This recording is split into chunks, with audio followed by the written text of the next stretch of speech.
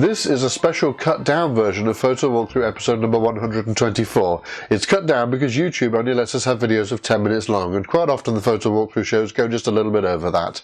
So today we're going to be taking a look at one of the brand new features of Photoshop CS5, the Refine Edge tool, which is an absolutely key feature for anybody that's doing composites, cutouts, montages using Photoshop. So let's take a look and see how it performs on some real world images.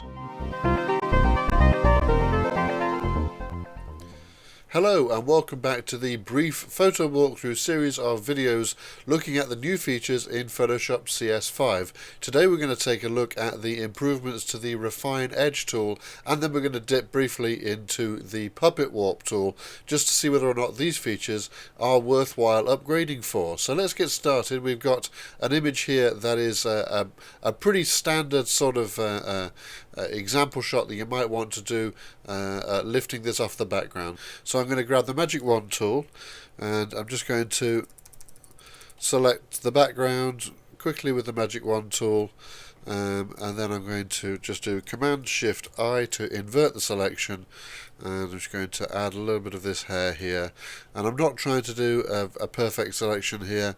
I'm just going to try and get it as right as I reasonably can very quickly. So having done that, I'm now going to go into the Refine Edge tool, and this is where we've got a lot of improvements over the previous version of Refine Edge, which was in CS4.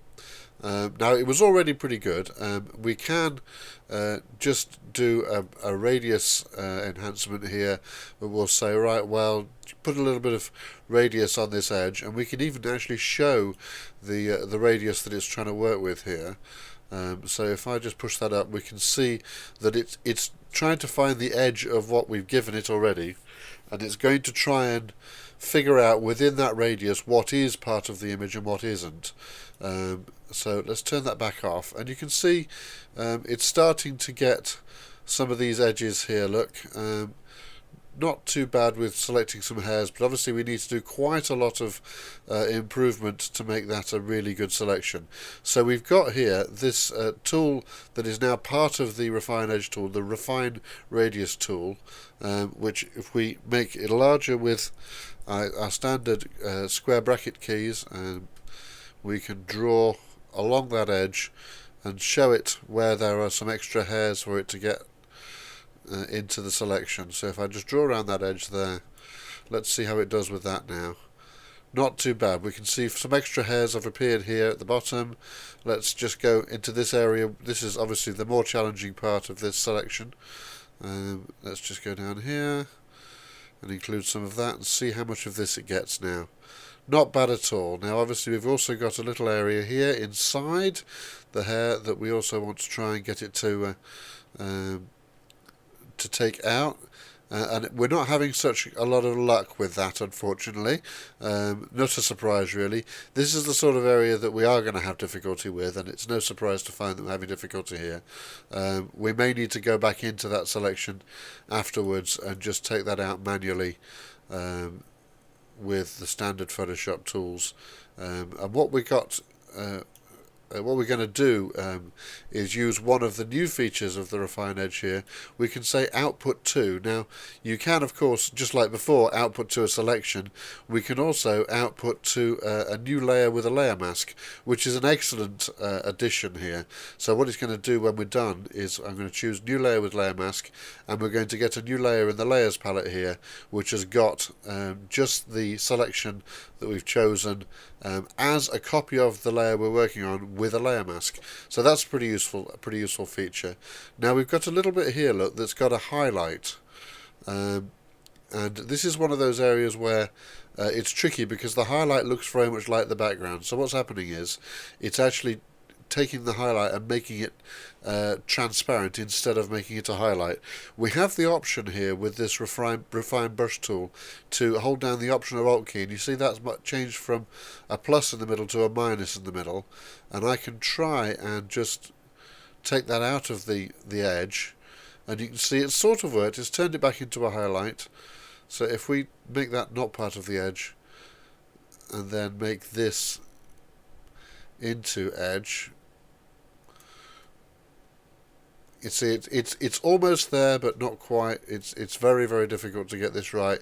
In this case, what we really want to do is just make sure that our edge is as good as we can make it, and we may just have a little part there that we need to go and fix up once we've got the final layer mask. It is a great tool, this, but it's not flawless. It's not without mistakes. So there's another little bit of hair that we managed to get back into the selection. A little bit of hair down the back of the neck there. Not bad at all. Now that's a reasonable selection with a couple of little bits that we need to fix up once we're done. Okay, we'll zoom back out, and I'm going to press OK on that, and there we have our selection.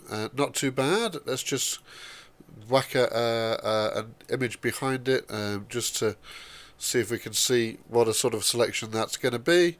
That's not bad at all, look, and we've got those little bits that I mentioned. Just selecting the brush and choosing white as our foreground colour, fully opaque.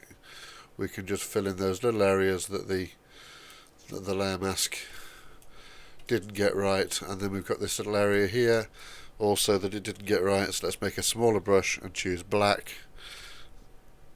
and that's completely knocked it out. And what I'm going to do is I'm going to choose X, so we go back to our white mask, and with a less opaque brush just paint some of those areas back in, so we end up with a sort of a semi-transparent area there, like that. And that is not a bad job, I think you'll agree. Let's jump over and try this on another image, a slightly harder image this time. Right, here we are with another image. We're going to just quickly try the Refine Edge tool on this as well.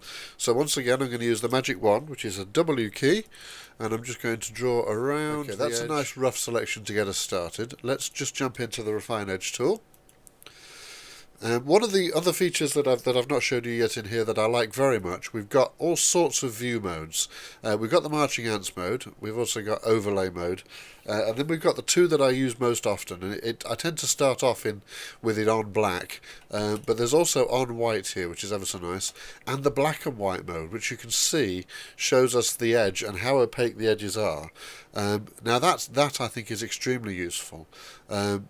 And one of the best things about this is that you can jump between these with keyboard shortcuts. So W for on white, B for on black, and K for that wonderful black and white mode. So that's, I think, a very, very useful feature.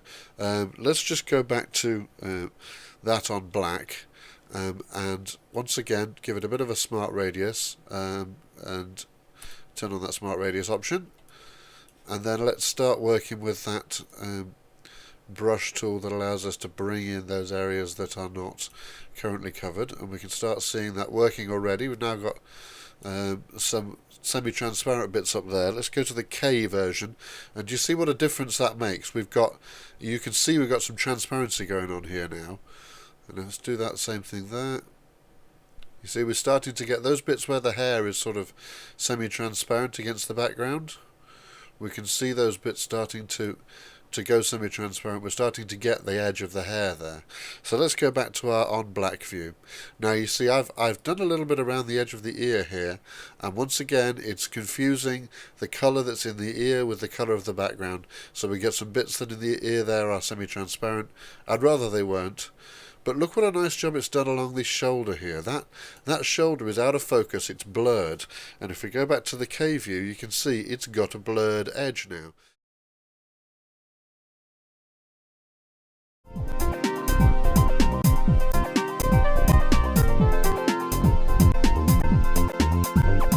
This video is an extract from Photo Walkthrough, an online video show about photography and digital photo editing using Photoshop and Lightroom.